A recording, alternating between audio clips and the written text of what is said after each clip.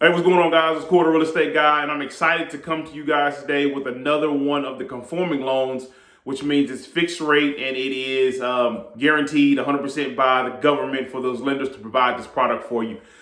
Today, we want to dive into the USDA loan, which is the United States Department of Agriculture, also known as the Section 502 loan. So let's look at it.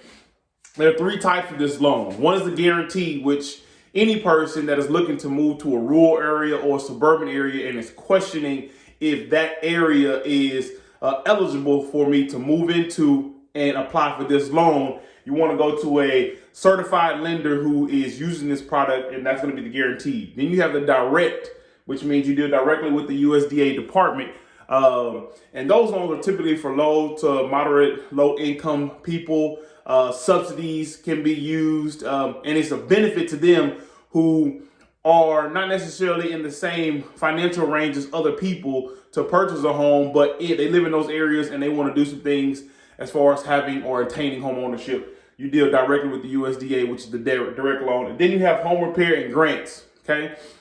This home can be used for newly constructed homes, new homes, or it can be used for repairment of your homes if you are in those regions or locations, as we mentioned, suburban and or rural neighborhoods. Okay, eligibility. We've talked about the neighborhoods.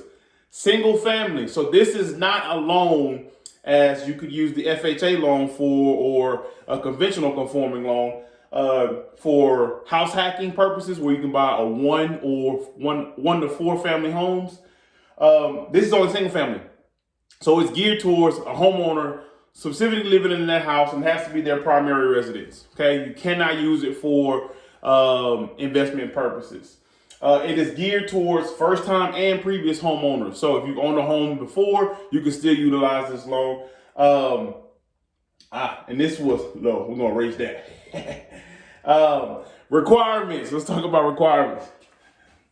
Mortgage insurance is required. One of the benefits, though, with this mortgage insurance, it is a lot cheaper than your average PMI or mortgage insurance that you have FHA or conventional. Okay, we'll get to that as far as the perks. It is a fixed rate. It is a conforming loan. So most conforming loans are fixed rate loans, which means your principal and interest does not vary. You pay the same amount every single month. That's what that means. 640 or above FICO score, but that does vary between certain lenders. Certain factors that you can prove with your credit can help you still attain this loan. So you're not out of the ballpark. I'm just saying 640 or higher is always better. Of course, the higher your interest rate and the more you put down on certain things, the better interest you'll pay over the life of the loan and the less you'll pay per month. Okay. DTI-based loan limits. Okay, so there is no loan limit. There is no loan limit like we talked about yesterday.